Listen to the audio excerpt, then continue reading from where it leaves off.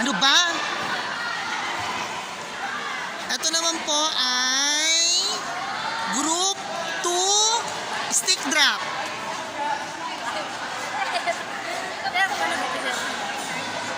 Wala na akong...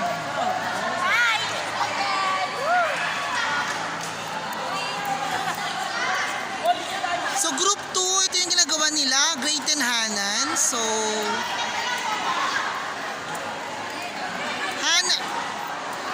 Hanan for kanilang hexagon test. This is my student. So grade 10 Bernardo Carpio. So nagpi-physical fitness sila. So ito yung group 5 for planking. Ito po yung group 4 for push-up. Ito naman yung group 1, 2, 3 para sa kanilang sit and reach. Ayan po sila.